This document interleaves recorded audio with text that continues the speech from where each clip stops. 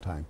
Okay, to our next story. You know, the hospitality sector is a global industry reliant on customers' disposable income and leisure time. The Presidential Hotel Group, I'm sure you remember that, was built by the late Dr. Michael Okpara, premier of the defunct Eastern region. The five-star hotels were located at Port Harcourt and Enugu. The iconic hotel has received a big boost as Governor Peter Mbah unveiled the reconstructed five-star edifice, constructed 62 years ago, if you remember, but abandoned for 15 years. The governor has fulfilled a campaign promise of reviving moribund assets. It can only get better. But let's share that story by our man Bamidele Ajayi. Let's go there. Between lush greenery, historic monuments, vibrant restaurants and nightlife, the hospitality sector continues to shape unforgettable experiences for visitors and residents alike. The hospitality industry forms the critical pillar for the broader tourism sector, which remains one of the fastest growing components of the global service economy. This sector not only generates revenue, but also preserves the country's rich heritage, culture, and identity. At the inauguration of this historic edifice, which stood in decay for about 2 decades, stakeholders applauded Governor Mbah's vision and determination to restore what they describe as Enugu's glory. We have never seen it this way. Your activities in Enugu State is legendary and monumental. You put your name on the sands of gold, on the sands of time. I'm going to take my speech on the motto of the hotel. You say, prestige reborn. So I cannot say that we are looking for till tomorrow that Hotel Presidential will come. Rather, we are wishing for a time, the nostalgia of bringing back Hotel Presidential to life. So you are not only bringing back tomorrow to today, you've restored yesterday to today.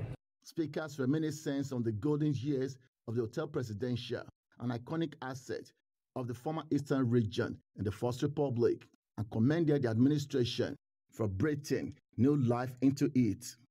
Each time Enugu passed here, we felt pain because this place became a shadow of itself. We lost the glory. But today, through the visionary leadership of His Excellency Dr. Peter TVC Mbah, the glory is back. The pride is back. Our lost glory has returned. Today is not just about unveiling a hotel, but it's about restoring the lost glory of Enugu State. So I thank the Governor, Dr. Peter TVC Mbah, for his commitment to the promise he made to the Enugu people. For the governor, these interventions are not random projects, but strategic investment to connect the dots on a bigger canvas, driving the projected $30 billion economy within the next 8 years. 62 years ago, our forebears, under the visionary leadership of Dr. Michael Okpara, built this landmark as a symbol of Eastern region's resilience. For about 15 years, this glorious edifice stood as an affront to our pride and something contrary to what we represent. We came into office with a strong pledge to recover what belongs to our people, to revive what is moribund, and to make Enugu the preferred destination for investment, tourism, living, and leisure. The governor also revealed that this vision is reinforced by the accreditation of hospitality programs at the Institute of Management and Technology, IMT Enugu, whose graduates will now earn UK City and Guild certification, opening doors for employment in world-class hotels globally. We stand here today, proof that promises kept are better than promises made. Our hospitality ecosystem today is simply inspiring. A guest who spends 2 nights in Enugu lives with a lifetime desire to return. This dream has been enhanced through the full accreditation of hospitality programs granted to the Institute of Management and Technology. Constructed about 6 decades ago, precisely in the First Republic under the administration of Michael Okpara of the Eastern region, and moribund for about 2 decades. People have considered that the bold decision to revamp most infrastructure that are moribund in Enugu State have been considered as a determination to restore the glory of Enugu State. Bamidele Ajayi, TVC News, Enugu. Yeah, thank you, Bamidele. BKO, but its leadership is not rocket science. It's not. It's, as the governor said there, you make promises, keep those promises. Yes, he said promises kept are better than promises made. You can see how he thinks, and you can see why he's moving at such a frenetic pace. People keep asking the question, what really makes this governor special? Why is he in the news, you know, for things positive? It is because he made up his mind not to fail. He's afraid to fail. That's it. When you are afraid to fail, you drive yourself to your elastic limit. Look at the interior of this hotel. See how beautiful the interior is. Why would anyone not like to lodge in this hotel? Look at the way it used to be. And look at what it looks like now. This is the way it used to be. I'm sure the producers will show us what it looks like now. So it is a very good thing to have a governor constantly thinking, constantly out of the box. Yes, constantly delivering the goods. That's no way.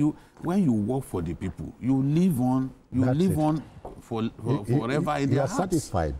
Yeah. Because they will remember that you made those changes possible. Yeah. They will remember the way you made the state. And I'm happy that he used the resources of the state to rebuild this hotel. That was abandoned. Yes, for 15 years. It was a grazing area for cattle. I was told that cattle, they were going there to graze. Wow. But he has refused to give it to politicians to run. Because he knows that if he does that, they'll be back to square one. So, so those politicians wanted to be appointed to run the hotel, but the governor said, no, I'd rather bring in reputable and experienced companies to manage it. Because I have a dream. Yes. Because I have a dream for the what do we have? Look at it, Bomb Air, for example. Yeah. Nobody has left it in the hands of politicians to run. Okay. Yeah. And they delivered profit after tax to the state. Hefty profit after tax. Oh, yeah. You know, they saw money that is up to 10 states didn't make by way of what's it called? Internally generated revenue. Yeah, IGR, yeah. That's the power of ideas and implementation of the right policies, the right ideas. Now, some people are saying, oh, he's bringing in Yorubas to manage the hotel. Typically Nigeria. That is what they are saying. But even the company itself is not only, the company managing it is not only run, owned by the Yorubas. This is a company that has tremendous years of experience. As Mbah Hospitality Services, you know, is fully African and has more than 30 years experience. That's the company that he gave this thing to. And they have hotels in several locations, Lagos, Benin, Owerri, and several other places that you can point to as good work that they have done. The same, talking about the terminals that he has built, is the same thing that they are saying, oh... terminal for the airport. Yes, no, the terminals, bus terminals. Okay, bus terminals, They built bus terminals, and then they bought 200 CNG buses as well. Okay. It's the same, we gave the project to Biodun Otunla of Planet Projects Limited. Someone who has done similar things in the Lagos area. What is wrong about that? You see, people like this Governor Mbah, they are too determined to succeed than to listen to primordial sentiment. It reminds me of Professor Zulum of Borno State. Yes. Yeah. He just focused on what will bring in success for him. That's and it. all of those businesses, including the palm product company, long forgotten, long dead, that he revived. Private concerns will run those businesses and deliver profit, for profit to government. That's what is after. You cannot spend public funds to revive an entity and then go and give it to politicians to run. If you do that, at the end of the day, they won't deliver profit, and then you'll be back to square one. You will not be tempted to apply the big stick. People will tell because you, they are your supporters and all that. So these things happen. Look at the way they messed up the anchor borrowers program. Oh yes, oh yes. You know, politicians got involved. A lot of them don't have farms. They've set up fake. What do they call this? Fake what's the word now? Fake cooperatives. Cooperative, yeah. Fake farmer cooperatives. They set them up, assess the anchor borrowers funds, and they just disappeared into thin air. Thank God Mbah is not giving them that kind of opportunity.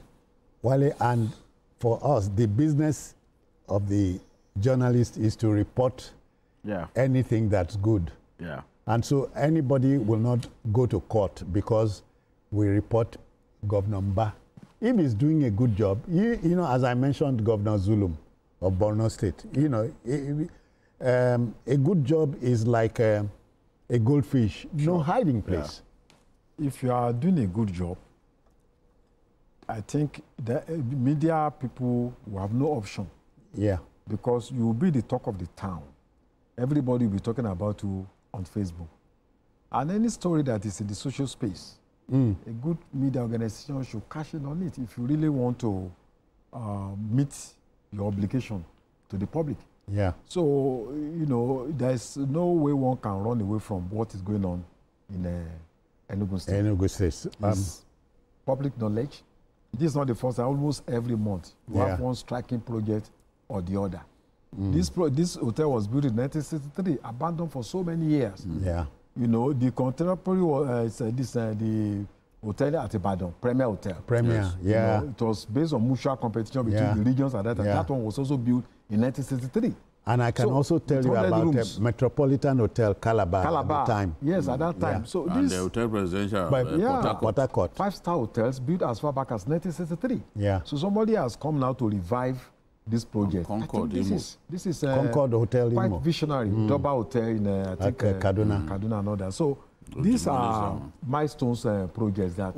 Wale, but Enugu, like Ibadan, like Kaduna, yes, are famous cities. Sure. They were the regional headquarters. You know, at a time with you know, foreign missions in the 60s and 50s. So Enugu is the capital of the entire Eastern. So whatever he's even doing there, he's doing for the, not just for the entire Eastern. It's a challenge for the number 1 city there. So. We are all impressed by what I've never met him before, but we can see, we can feel, you know, his contributions to this country, his determination, his zeal to ensure that he succeeds. It's difficult to ignore what is we listened to the governor, and he says, if you come there, stay at the hotel 2 nights. You want to come back. Yes, that's the way it's supposed to be. That's the idea.